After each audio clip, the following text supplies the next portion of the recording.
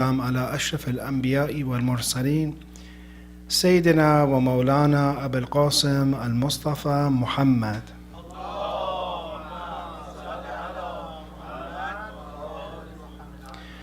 وعلى أهل بيت الطيبين الطاهرين ولعنة الله على أعدائهم إلى قيام يوم الدين.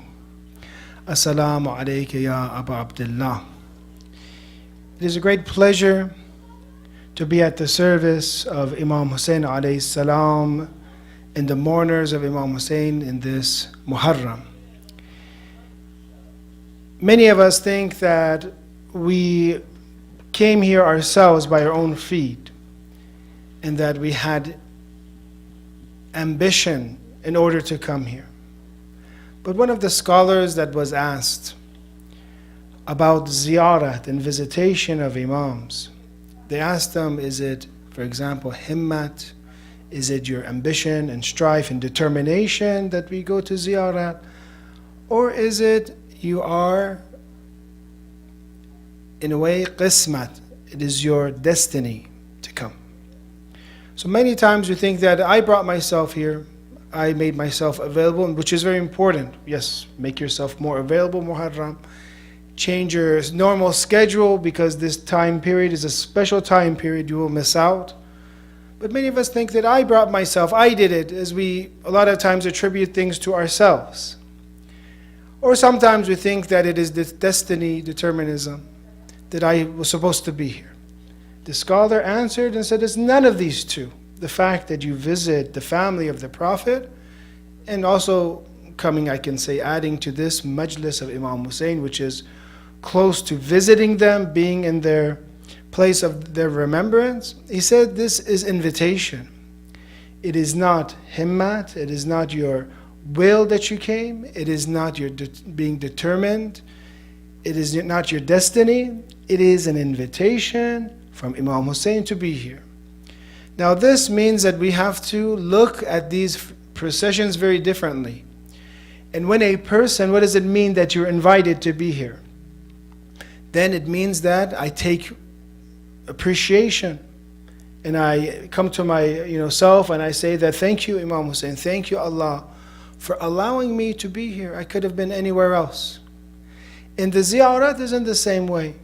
If you really see yourself as being invited, and every one of you is invited, you would say, well, Imam Hussein alayhi salam wants me to be here. Allah wants me to be here. And you see that this is the place where your prayers are answered. This is the place where you are connected to Allah. Then you say, well, half of the things that I want, half of the process is already done. Because Allah wanted me to be here. And if Allah didn't want me to be here, if Allah didn't want my prayers to be answered, I would be at home. Why would He bring me here and then not answer my prayers? So alhamdulillah for you, dear mourners of Imam Hussein alayhi salam, that your Imam has invited you. His mother, Sayyidah Fatima alayhi salam, has invited you to remember her son Imam Hussein alayhi salam. Rasulullah has invited you to remember his grandson, because he mentioned that I am from Hussein and Hussein is from me. Whoever loves Hassan and Hussein loves me. Whoever loves me, Allah loves, and whoever Allah loves will enter heaven. And whoever hates them hates me, and whoever hates me hates Allah, and whoever hates Allah, his place will be in the hellfire. So Hussein ibn Ali alayhi salam, for us as followers of the madhab of Ahlul Bayt alayhi salam, is of extreme importance. And tonight we're going to discuss this very important topic as to why do we even come here? Why do we remember Imam Hussein alayhi salam? Many of the youth, maybe those are the pir ghulam of Imam Hussein, you've been coming to the majalis until your beard is white. You already know. You've been coming so long, you've seen, experienced the majalis of Imam Hussein alayhi salam. You already know why you're here. But sometimes your children might ask, sometimes the youth might ask, why do you go? Why is majlis so important? Why should I go to the gatherings of Imam Hussein alayhi salam? Before we start, I'd like to say a few things. Imam Hussein alayhi salam's Ashura is nothing but a university for us. It's a place for us to learn. It is a place for us to develop. Maybe some have counted 100 solid lessons from Ashura. 100 lessons. For example, the lessons of bravery, the lessons of resistance. When you have forces that are much more stronger than you, what should you do? Be patient. The lesson of learning that not all goals are short term. That sometimes your victory will come in the long term. Sometimes your victory will come a few years later, or maybe 100 years later, maybe 1,000 years later, when the entire world is remembering Imam Hussein. All the continents basically are remembering Imam Hussein. When they have in the top of the mountains the flag of Imam Hussein, K2 for example, in Pakistan, you see remembering Imam Hussein all over the world. There's a movement, and you see that this mission of Imam Hussein is victorious, and every year that passes by, Imam Hussein alayhi salam is more victorious. So there's so many lessons. It's a university. Are these lessons only for for example, old people? No. They're also for the young. How many shuhada did Imam Hussein alayhi salam have that were very young? Some of them armor didn't even fit. And they asked, some of them, Imam Hussein alayhi salam asked them not to participate in this battle. But as we see, Qasim ibn Hassan alayhi salam brings a letter from his father that he wanted, basically, in history it says that his father wanted him to be part of the shuhada of Karbala. And he asks him, how do you perceive death? He says, ahla min al-asad, sweeter than honey. So there are lessons for the young, even for the infants. Imam Hussein alayhi salam is an example even for the infants that they gave their life for Imam Hussein alayhi salam, and to the old, like Habib ibn Madahir and some of the older companions of Imam Hussein. It is a lesson for male and it is a lesson for the female. You see, women in their role in Karbala and how they introduced Imam Hussein to the entire world, and how the victory of Imam Hussein alayhi salam was in the hands of his sister, Lady Zainab alayhi salam. And you see that what Lady Zainab did and how fearless she was. A lady at that time that would walk in the courtyard of Yazid, being, as a captive. But in reality, she was not a captive. She was not an asir, not a captive. She was an amir. She was a commander at that time. She was the daughter of Imam Ali alayhi salam.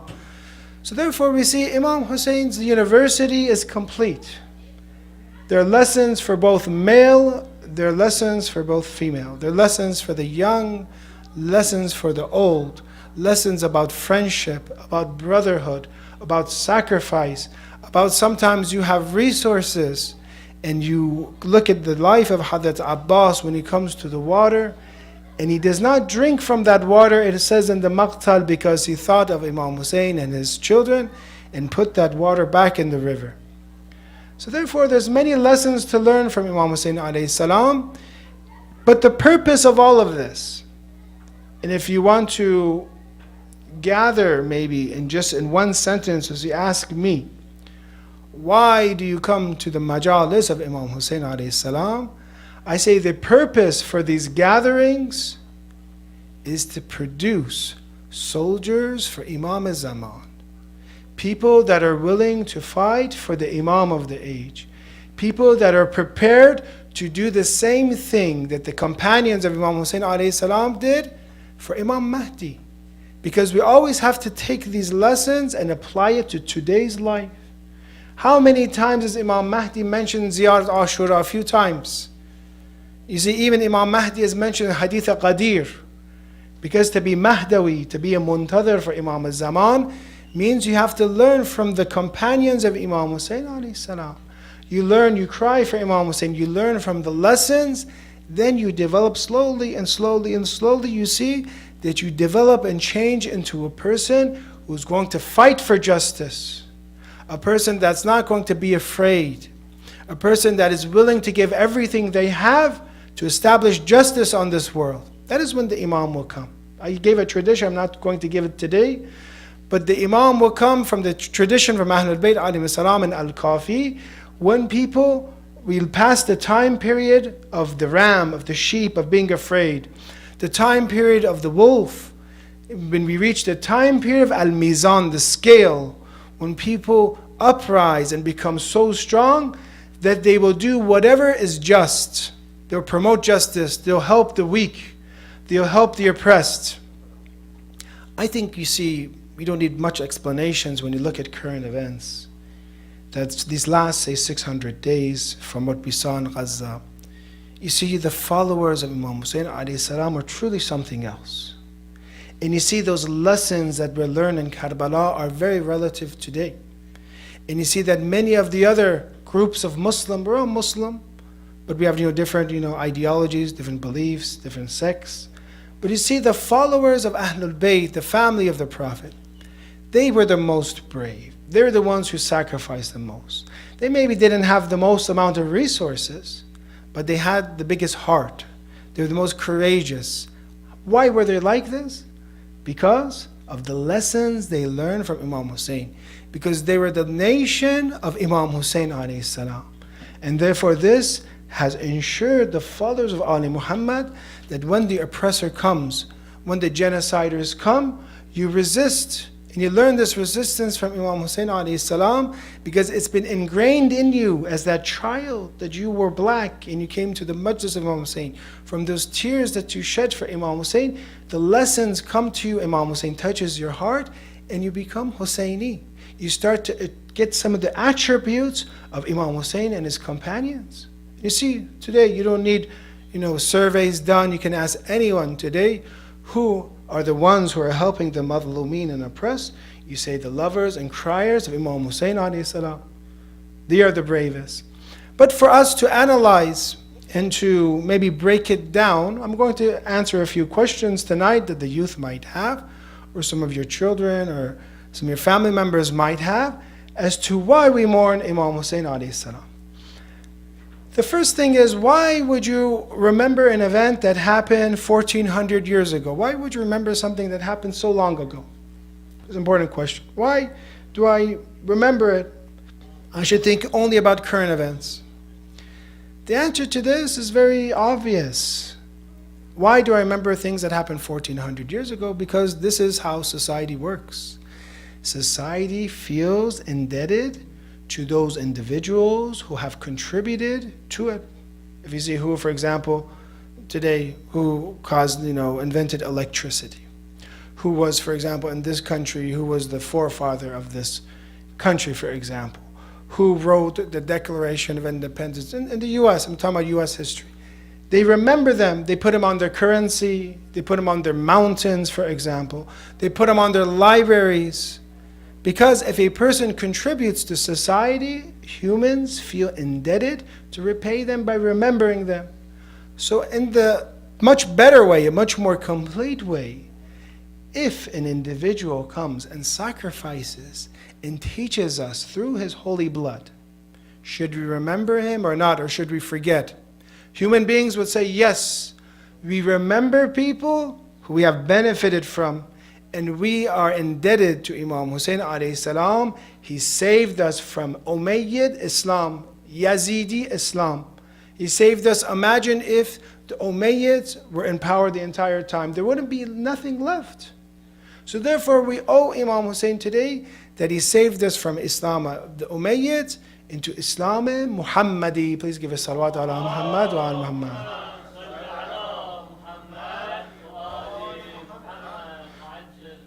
So the first question is very simple. We remember individuals who contribute to society. We put them in our currencies, we put them in our coins, our library names, our monuments, our money. We have days for them, for example. That's something very urfi and standard. The second question, which is a little bit more difficult, and sometimes maybe some of the Ahlul Sunnah, they ask this, even though some of them used to do azadari, like in India and other places, even though they're Sunni for Imam Hussein, because the ayah of Quran that the family of the Prophet is the reward of the Prophet. I do not ask for you any reward except for attachment of my family. So attachment to the family is the reward of the Rasalat of Rasulullah, of the Prophet of Rasulullah. So they would do azadari in India before, and maybe some of them have Ahlul Sunnah to say that I want to act on this verse of the Holy Quran, the verse of Mawadda. But why do we remember Imam Hussein emotionally? This is an interesting, talk. Why can't we limit ourselves to just books? Why can we not limit ourselves to conferences and articles, maybe videos, for example? Why do the Shia and followers of Imam Hussein hit themselves? Why do we put black everywhere? Why do we, in a way, remember Imam Hussein so much as if it happened yesterday? I gave this story before when I was being raised in Southern California. There is this individual who, he was in prison for a while, and he became Shia, and he came out and he wanted to, see what is going on to the masjids and the centers, and he saw people hitting themselves and crying, and he was asking, for example, what happened? Why are people hitting themselves? What's going on? He said, they killed Hussein ibn Ali. They killed Hussein. He said, they killed Hussein? Who did it? Let's go get him. Let's go get him and see who he is. He says, brother, this is 1,400 years ago. This isn't yesterday. This happened 1,400 years ago. So for many that come and they see us hitting ourselves, they think it is a funeral that happened yesterday. But this happened 1,400 years ago. Why do we remember Imam Hussein this emotionally, this way, with such emotion? Sometimes people cry so much for Imam Hussein, they won't cry for their own family members who passed away. Every family member person who passes away, the year anniversary of him, they don't really cry as much. Or 40th, they don't cry as much. But what is it about Imam Hussein alayhi salam that every year more people cry? More people come to visit him. More people come in Arba'in, 20 million people, they say, annually, the largest peaceful event in recent human history. The answer is a little bit more complicated, and we say this. Mankind has two types of powers instilled in him. One is the intellect, the rationality, the mind, and the other is the emotion. Mankind is not just an intellectual creature that just has data and just analyzes it and makes decisions, which is important. Aql and intellect is important. But man also has emotions, as you see, all of you. And what sometimes even outweighs why mankind does something is probably more emotional than logical sometimes. We have both of them. The best of these is if something is logical and emotional, it becomes very complete, becomes very strong. So when we look at mankind and we look at some of the verses of the Holy Quran, it's a very interesting story when Prophet Musa alayhi salam, when he was having his meeting with Allah, the Bani Israel, they wanted, after Prophet Musa alayhi salam one time met Allah, and obviously this is, non-literal, this is, metaphysical meeting of Allah, that Allah doesn't have, physical speech, Allah doesn't have, these are all, metaphysical, but he spoke with Allah, he became Kalimullah, he became Prophet.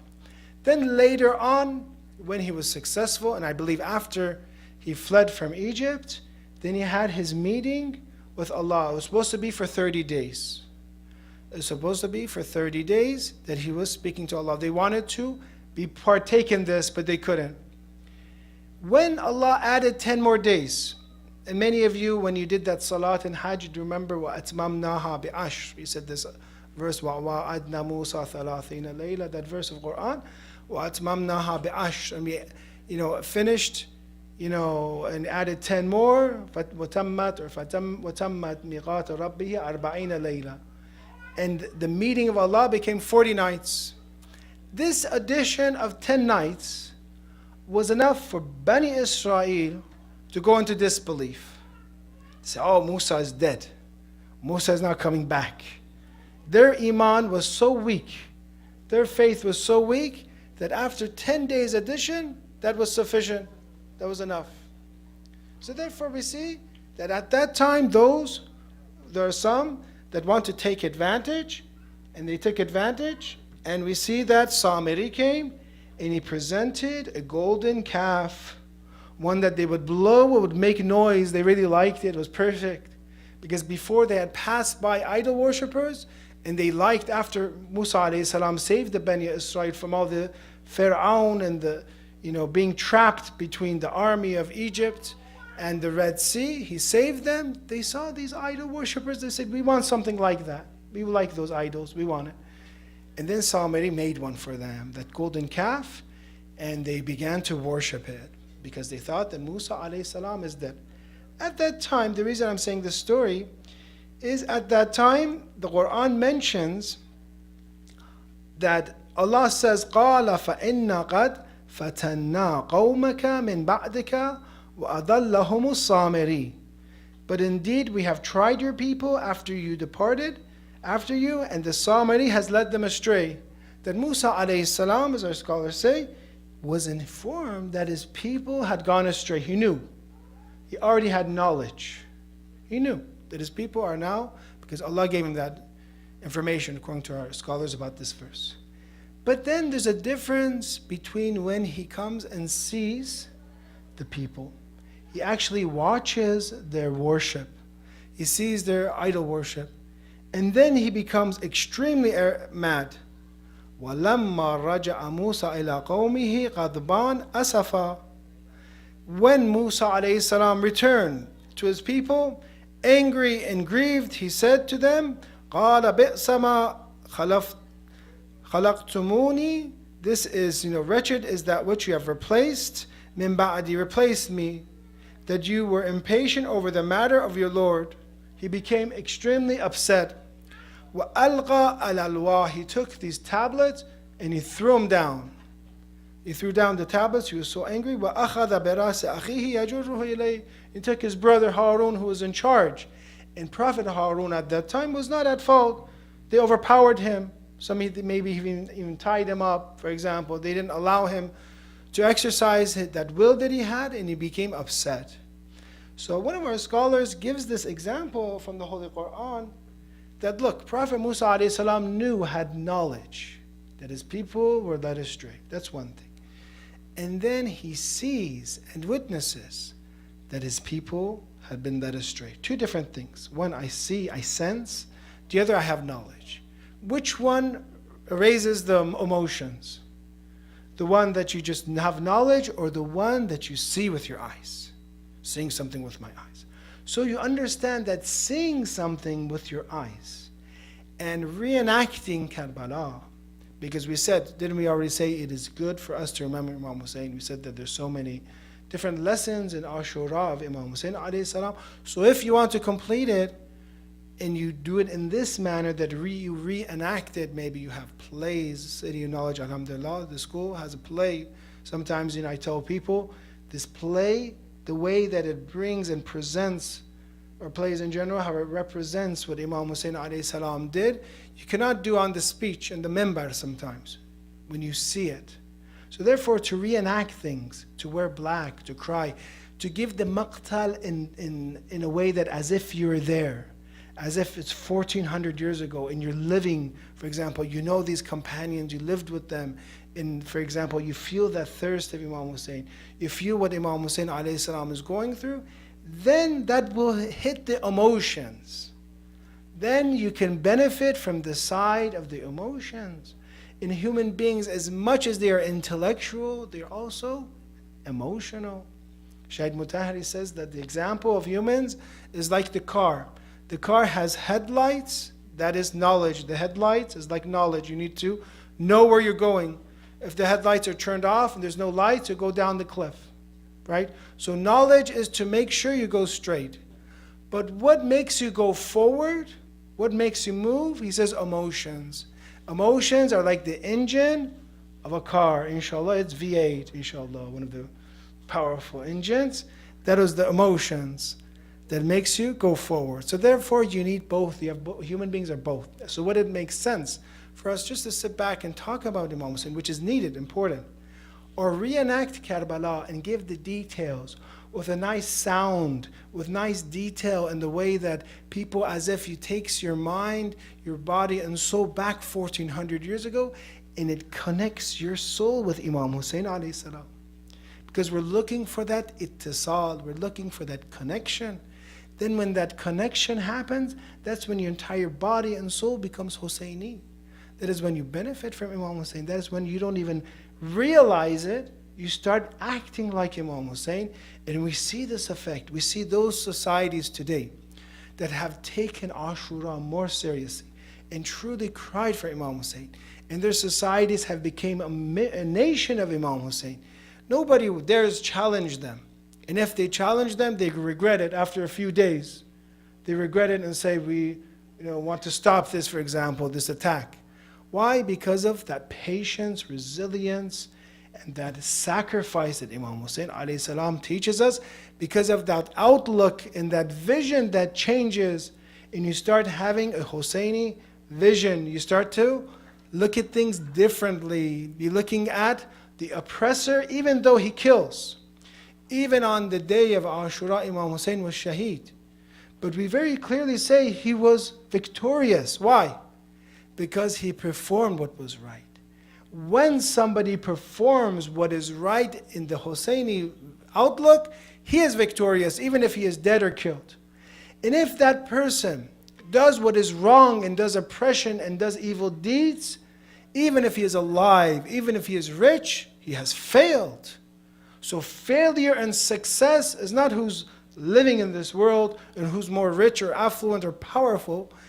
Being victorious in this world means to do what is right. What did Imam Ali alayhi salam say after he was struck on the head by Ibn Muljam? He said that, I swear by the Lord of the Kaaba, I am successful. I'm successful, even though he's becoming shaheed, he's dying.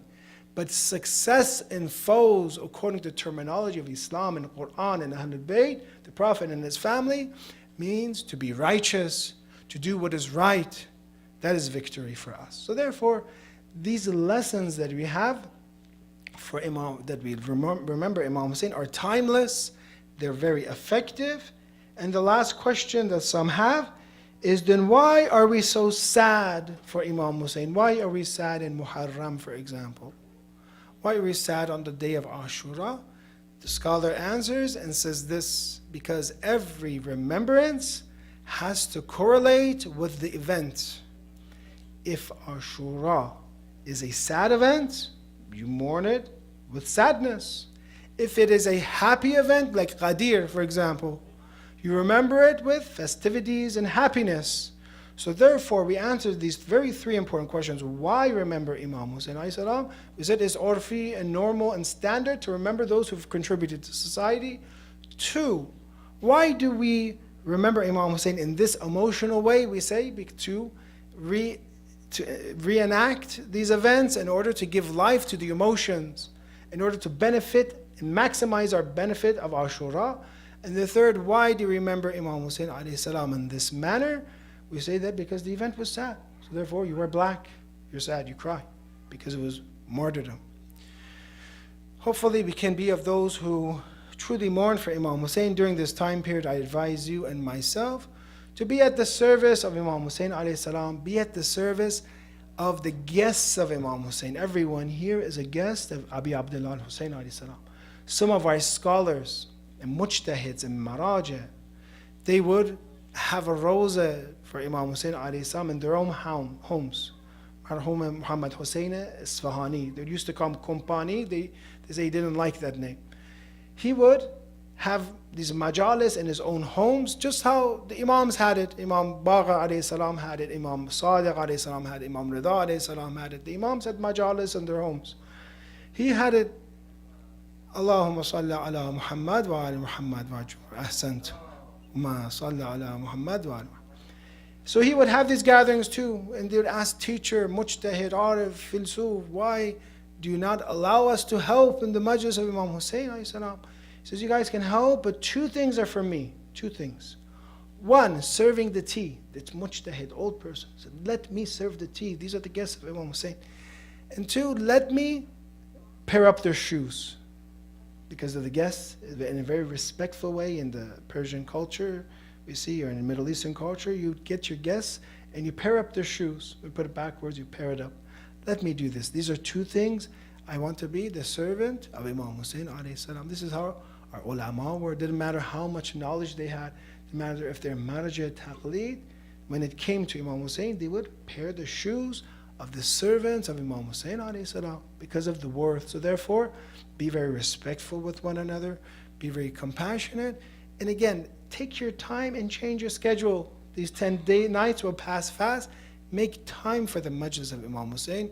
This is one of the very important parts in our every one of our lives. We do not know if we'll be here next Muharram. We don't know. This might be our last Muharram. So make use of it, inshallah. If we can dim the lights, we will talk about the life of Muslim ibn Aqil, inshallah. This is Salat ala Muhammad wa ali Muhammad.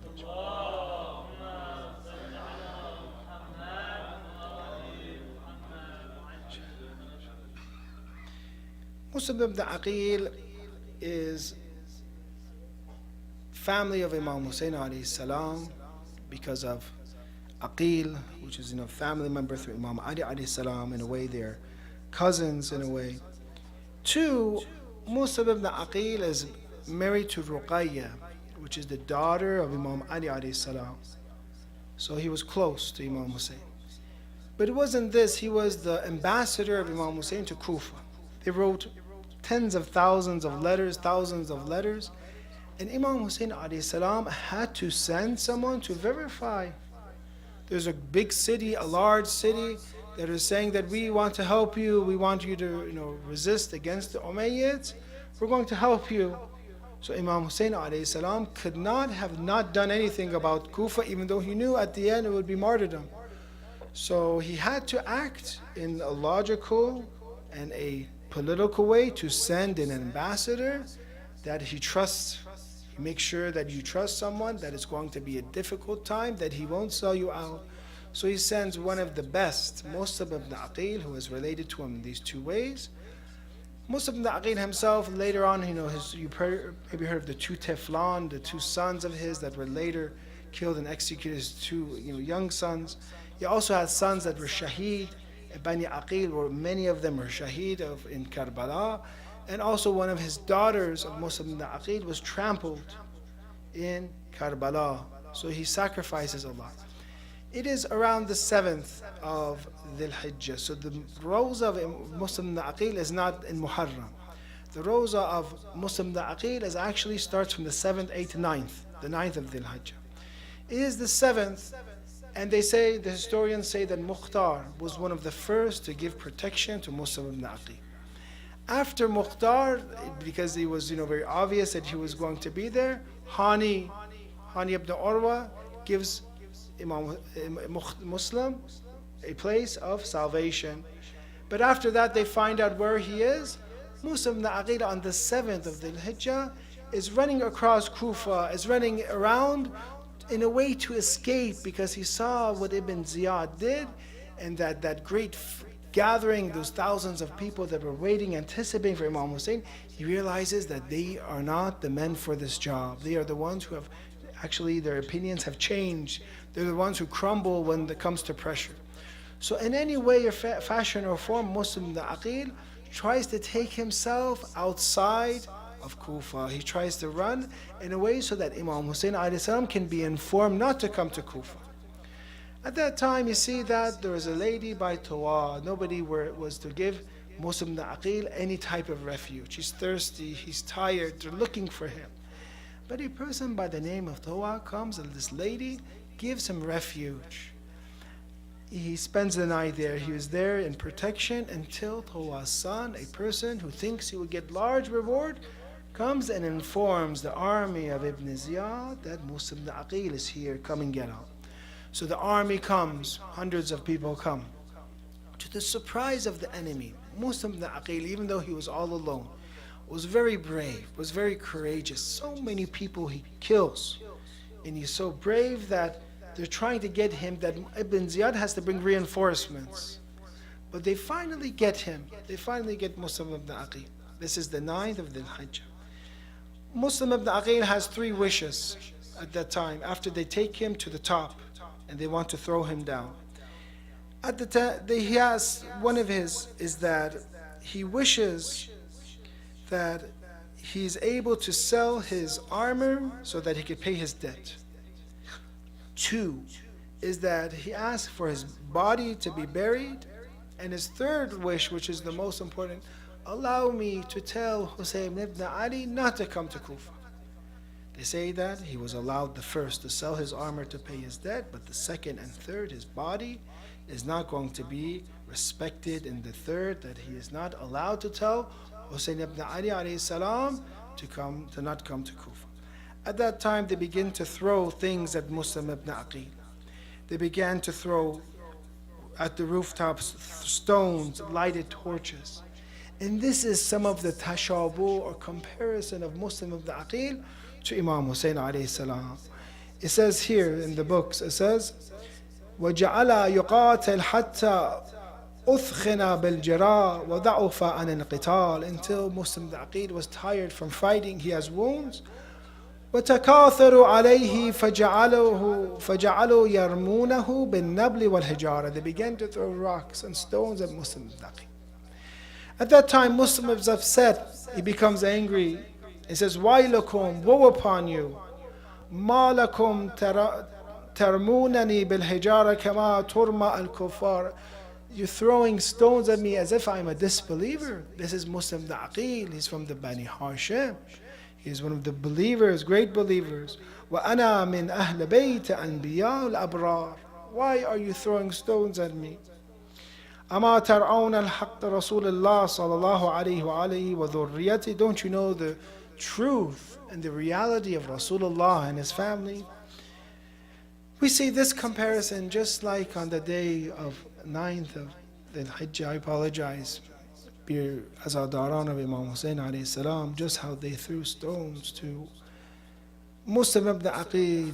Pretty soon on the day of Ashura we read, وَبَقِيَ وَحْدَهُ وَقَدْ أُثْخِنَ بِالْجَرَى فِي رَأْسِهِ وَبَدَنِهِ فَجَعَلَ يُضَارِبُهُمْ بِسَيْفِهِ وَهُمْ يَتَفَرَّقُونَ عَنْهُ يَمِينًا وَشِمَالًا.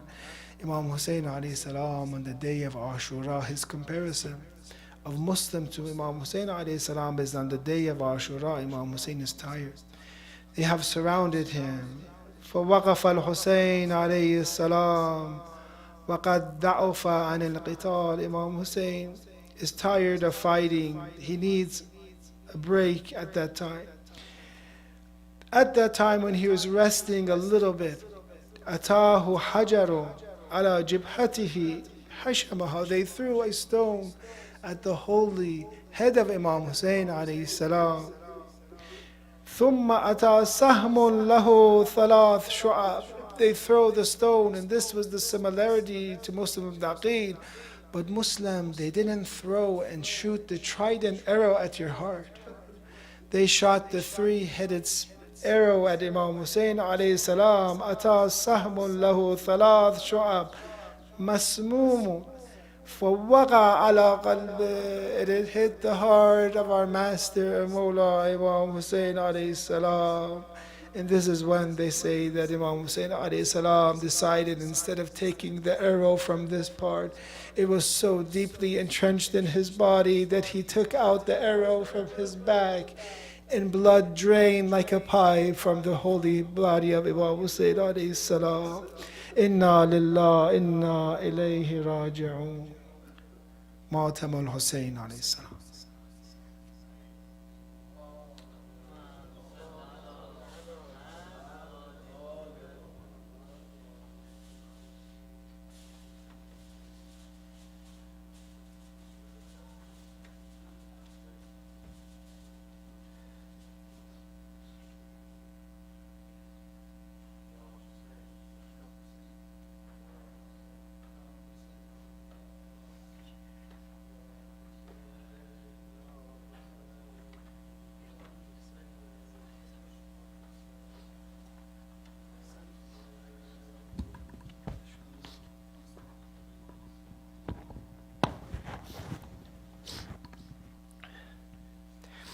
دین اونایی که دعوت کردنت کوفه دروغه،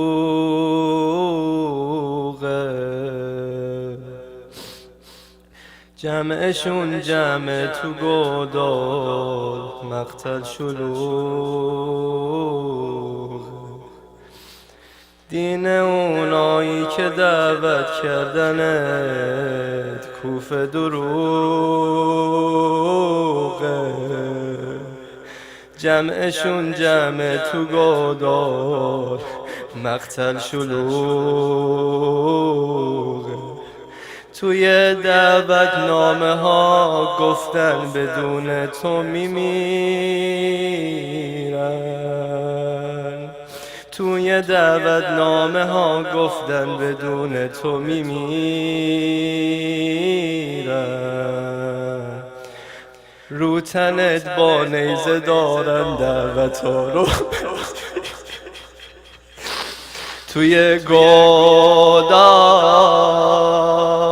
میزننت به نیت غربت. غریبی و اینا سر فرصت میکشنت عزیز زن. چرا حالا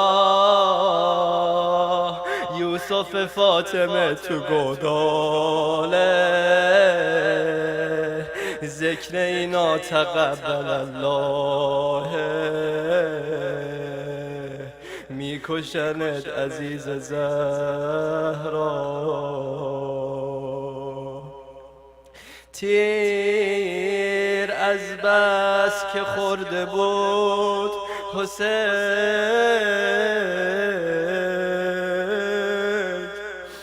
بر تنش مثل پیراهن شده بود. نیزه هاشان تمام شد کم کم، موقع سنگ ریختن شده بود. نفسش بین راه برمیگشت، موقع دست و پا زدن شده بود.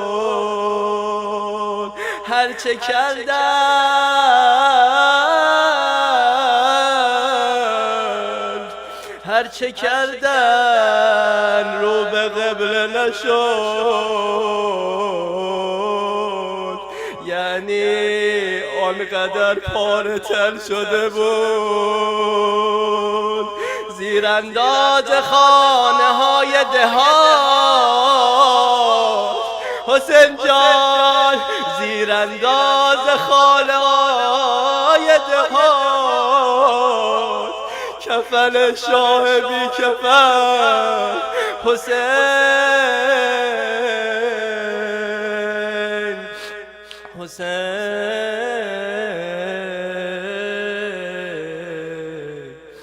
حسین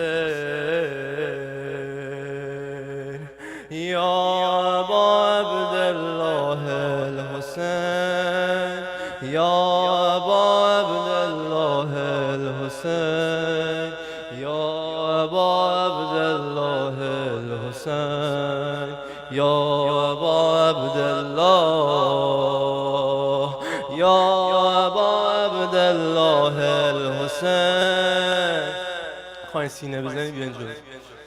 الحسین یا ابا عبدالله الحسین، یا ابا عبدالله. صدا بزن. یا ابا عبدالله الحسین. اینجا کوچه واکن. حسین یا ابا عبدالله الحسین، یا ابا عبدالله، یا ابا عبدالله.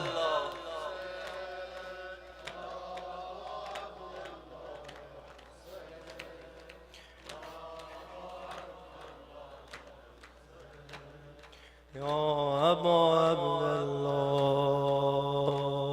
به کی بگم کوفه بیرحمه، کسی که حرفمو نمیفهمه. به کی بگم دلم رو خون کردی، به کی قسم بدم برگردی. به کی بگم کوفه بیرحمه، کسی که حرفمو نمیفهمه. به کی بگم دلم رو خون کردی، به کی قسم بدم برگردی. تو رو به روح پیامبر قسم تو رو به قربت مولا نیا، تو رو به روح پیمبر قسم تو رو به قربت مولا نیا، کرب و بلا رو مدینه نکن، تو رو به چادر زهرا نیا، تو رو به روح پیمبر قسم تو رو به قربت زهرا نیا، کرب و بلا رو مدینه نکن، تو رو به چادر زهرا نیا، کوفه آزار داره نیا، کوچه بازار داره نیا، کوفه بازار داره نیا، کوچه بازار داره نیا،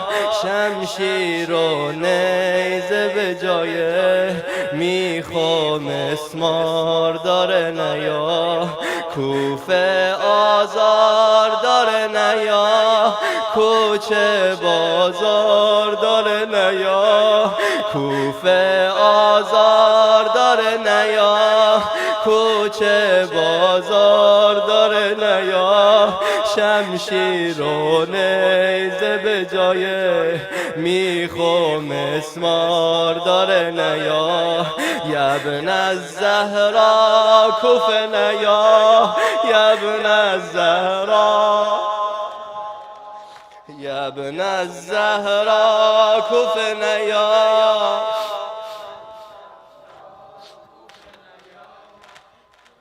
الزهرا کوفه نیا، را کوفه نیا. به کی بگم آخرین مردم سر میبرن برای مشکندم، به کی بگم آخرین مردم سر میبرن برای مشکندم، به کی بگم آخرین مردم میکشونن تو رو توی گودال، مادر تو میاد دم گودال میگه بنیه ولدی آقا، مادر تو میاد دم گودال میگه بنیه ولدی آقا، خواهر تو نفس نفس میزد، قاتل تو فقط لگد میزد، فکر میکنی اینا حیا دارن حسین، وای وای حسین، وای حسین، وای حسین، وای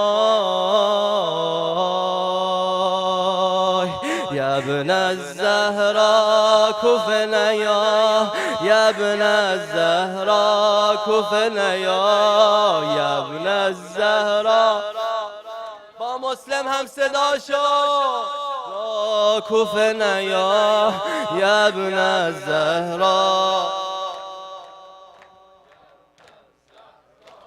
کوفه نیا. به کی بگم کوفه بیاره نمیدونی هر مل داره، به کی بگم کوفه بیاره نمیدونی هر مل داره، به کی بگم طفل شیرخواره میره رو نیزه جای گهواره، به کی بگم کوفه بیاره نمیدونی هر مل داره، به کی بگم طفل شیرخواره میره رو نیزه جای گهواره، بگو نمیاری عقیله رو منو از این نگرانی درار، بگو نمیاری عقیل رو، منو از این نگرانی درار. پاشو به کوفه و شام وا نکن، خواهر تو دست تنها نزار. بگو نمیاری عقیل رو، منو از این نگرانی درار. پاشو به کوفه و شام وا نکن، خواهر تو دست تنها نزار. زینب رو هی میزدنش، تو بزم می میبرنش. زینب رو هی میزدنش، تو بزم می میبرنش. این نامردا جای غلاف با کعبه نی میزدنش. کوفه آزار داره نیا، کوچه بازار داره نیا. کوفه آزار داره نیا، کوچه بازار داره نیا. شمشیر و نیزه به جای میخوام اسمار داره نیا. یبن الزهرا کوفه نیا، یبن الزهرا صدا بزن. یبن الزهرا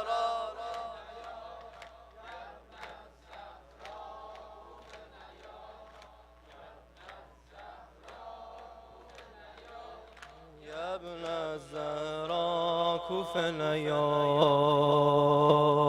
پنجره دل را بگشا به سوی کربلا.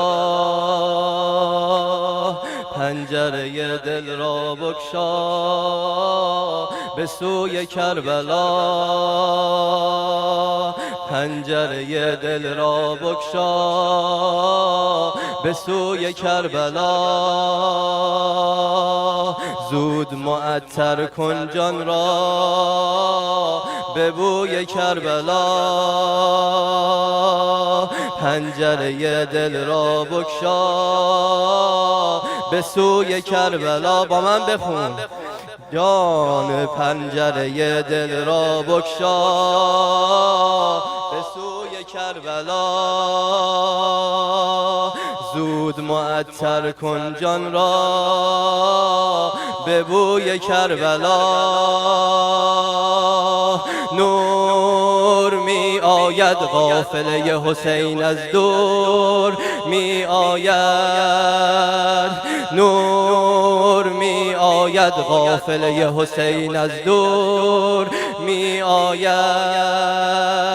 بپیوند به این خیل آسمانی، مبادا روند و تو جا بمانی. بپیوند به این سیل آسمانی، مبادا روند و تو جا بمانی. لک لبیک ابا عبدالله، لک لبیک ابا عبدالله، لک لبیک ابا عبدالله. الله لك لبیک.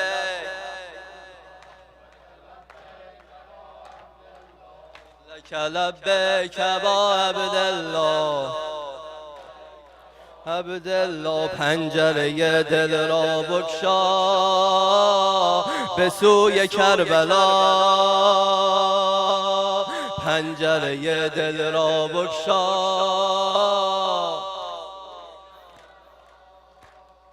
زود معطر کن جان را به بوی کربلا. زود معطر کن جان را به کربلا. نور می آید قافله حسین از دور می آید.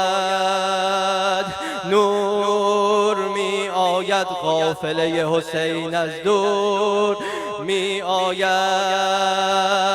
بپیوند به این خیل آسمانی، بپیوند به این خیل آسمانی. مبادا روند و تو جا بمانی. لک لبیک ابا عبدالله، لک لبیک. جانمانیا لک لبیک ابا عبدالله.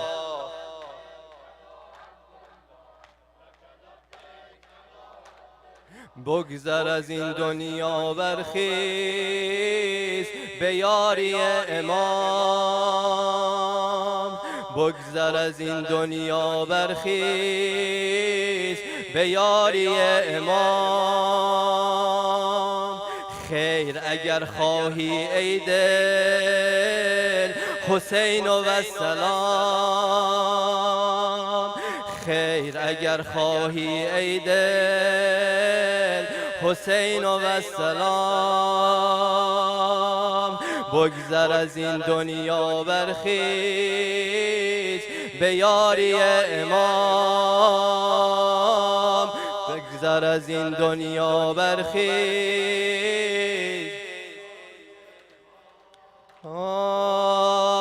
خیر اگر خواهی ای دل حسین و السلام. خیر اگر خواهی ای دل سلام. یار میخواهد همراهی حسینی سار میخواهد. یار میخواهد همراهی حسینی سار میخواهد.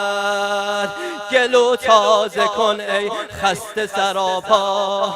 گلو تازه کن ای خسته سراپا. بنوش از شراب طهور مولا. لک لبیک ابا عبدالله. لک لبیک ابا عبدالله. لک لبیک.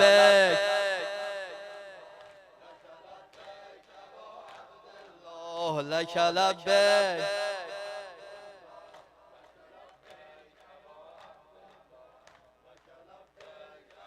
عبدالله لك لبيك.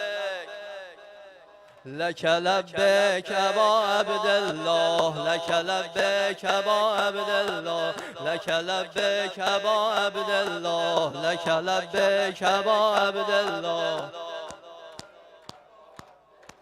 لك لبيك ابا عبدالله. لك لبيك ابا عبدالله. لك لبيك ابا عبدالله. لك لبيك.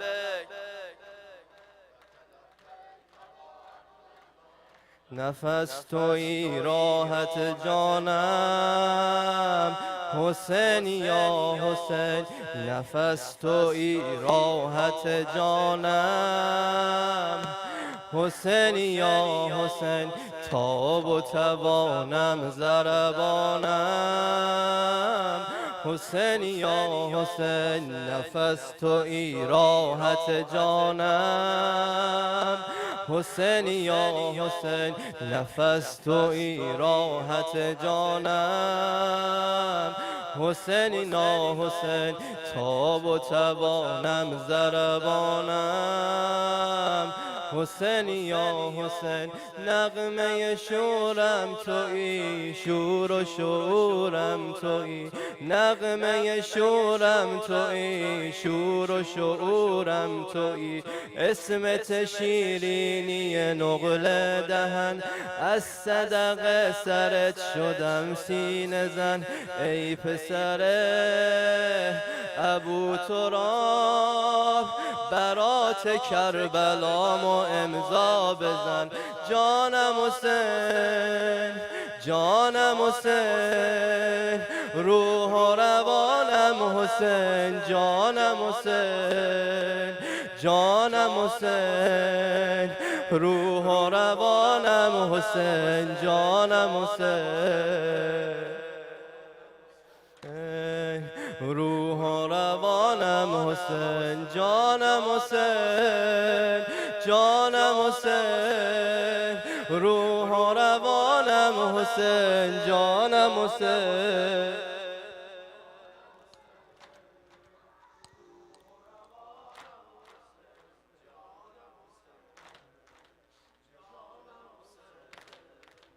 روح و روانم حسین جانم حسین. جانم حسین.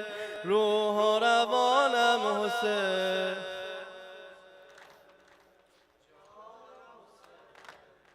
روح و روانم حسین نشسته رو لب ملائک. حسین یا حسین نشسته رو لب ملائک. حسین یا حسین روحی و قلبی به فدائک.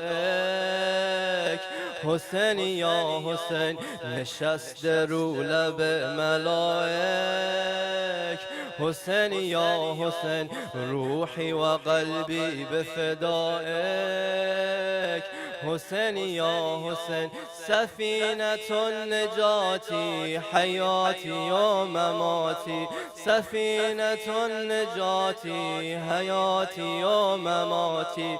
قبله قلبم شده کربلات. ایل و تبارم همه یک جا فدات. قبله قلبم شده کربلات. ایل و تبارم همه یک جا فدات. وقت نماز تو عاشورا گفتی به ما انی احب الصلات. جانم حسین جانم حسین روح و روانم حسین جانم حسین. روح و روانم حسین جانم حسین. روح و روانم حسین جانم حسین. روح و روانم حسین جانم حسین. روح و روانم حسین جانم حسین. نم حسین قدیم الاحسان و کریمی.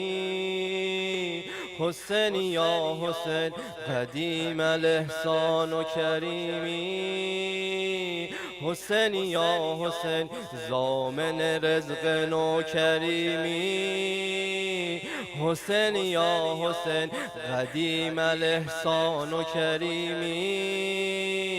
حسین یا حسین قدیم الاحسان و کریمی. حسین یا حسین ضامن رزق نو کریمی. حسین یا حسین حب تو آبرومه کربلا آرزومه. حب تو آبرومه کربلا آرزومه. سایه تو روی سرم مستدام. از تو فقط خودت رو آقا میخوام. رو قب قاب رو قاب دل امام حسین یا حسین علیه السلام. جانم حسین جانم حسین. روح و روانم حسین جانم حسین.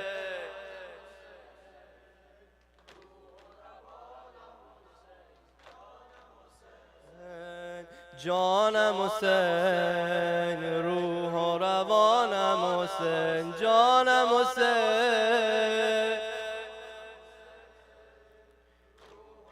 معلوم نیست سال دیگه زنده باشیم بگیم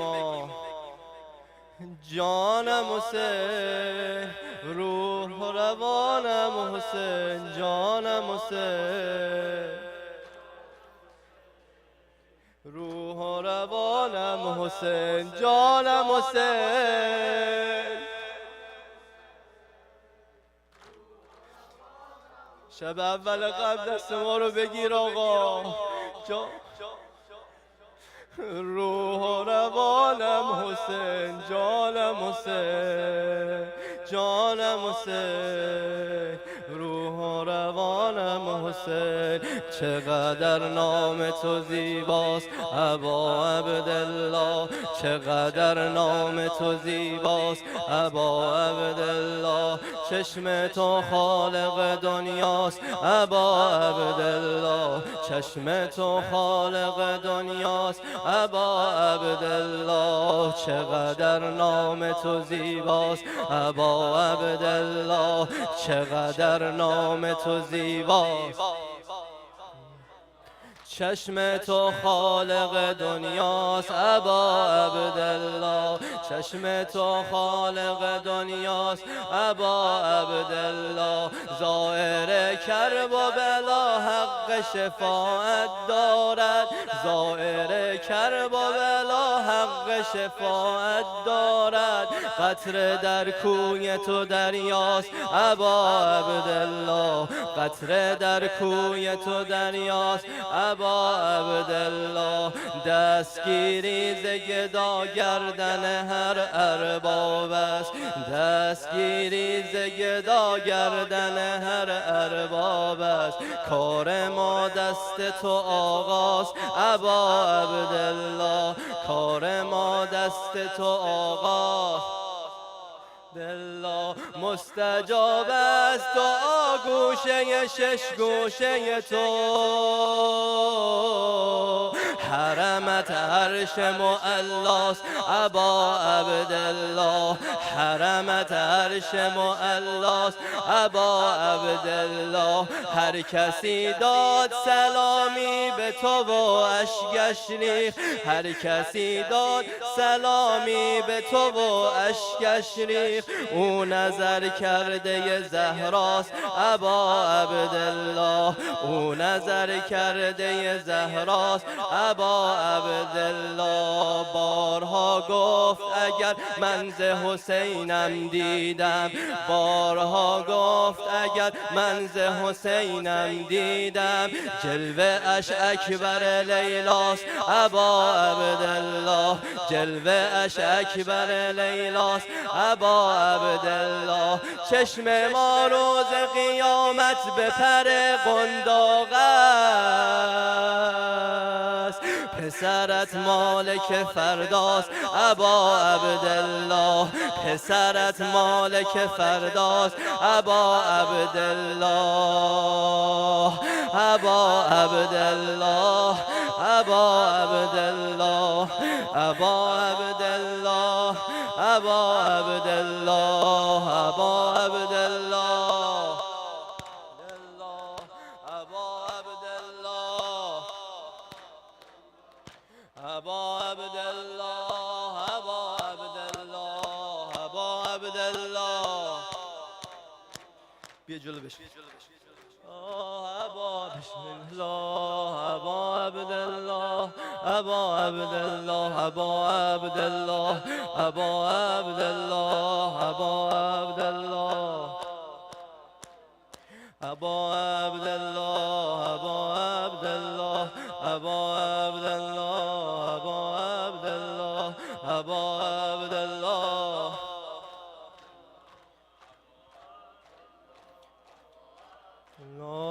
علمت خاصه عطر عود عربی حرمت خاصه، علمت خاصه عطر عود عربی حرمت خاصه، بین شاعرها چقدر محتشمت خاصه، بین شاعرها چقدر محتشمت خاصه، دلمو برده خونکای حرمت به صورتم خورده، خوش به حال اون کسی که تو حرم مرده، خوش به حال اون کسی که تو حرم مرده، سلام همه دار و ندار من، میدونم به غیر تو حسین نمیاد کسی به کار من، نمیاد کسی به کار من، سلام قربونت برم امام حسین، با هزار تا سختی اومدم، جون مادرت امام حسین، جون مادرت امام حسین، فدایی داری چه عاشقایی داری، فدایی داری چه عاشقایی داری، بمیرم واسه چه کربلایی داری، بمیرم واسه چه کربلایی داری، ازت ممنونم خیلی بهت مدیونم، ازت ممنونم خیلی بهت مدیونم، چقدر خوشبختم تو حرمت مهمونم، چقدر خوشبختم تو حرمت مهمونم. ابا عبدالله حسین، ابا عبدالله، ابا عبدالله حسین، ابا عبدالله، ابا عبدالله حسین، ابا عبدالله، ابا عبدالله. تموم شد. ابا عبدالله حسین، ابا عبدالله، ابا عبدالله. پای گهواره مادرم اسم تو برده که دوستم داره، مثل مادر پدرم به تو بدهکارم. تا دم مردن منو دست هیچ کسی غیر تو نسپردن، همه عالم به خودت پناه آوردن، همه عالم به خودت پناه آوردن. حرم خونه مادری منه، به خدا که پیرن سیاه سند نوکری منه، سند نوکری منه. حرم عین آرامش واسه من دلم میخواد تو زندگی به خودت باشه حواس من، به خودت باشه حواس من. ابا عبدالله، ابا عبدالله، ابا عبدالله، ابا عبدالله. صلی الله علیک یا ابا عبدالله و علی الارواح التي حلت بفنائه.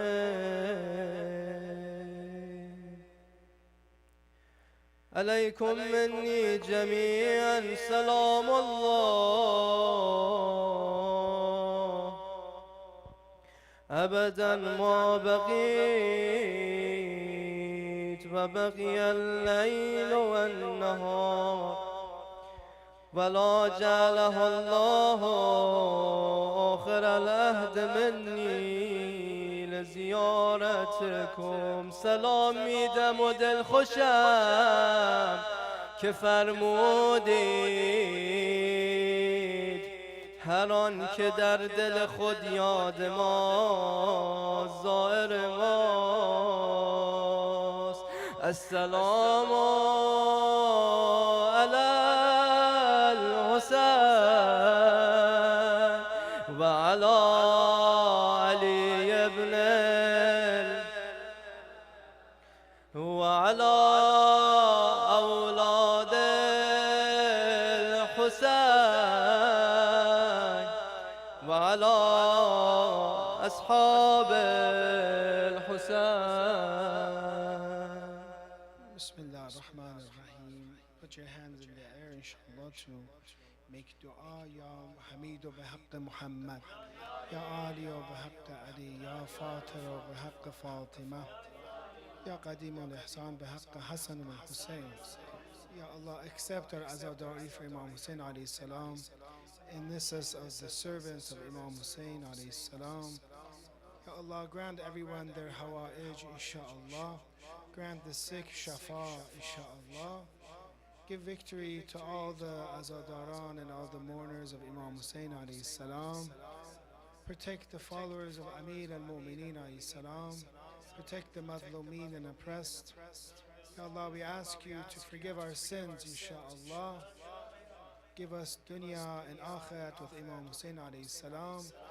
Expedite the return of Imam al-Zaman with a salawat ala Muhammad wa ali Muhammad.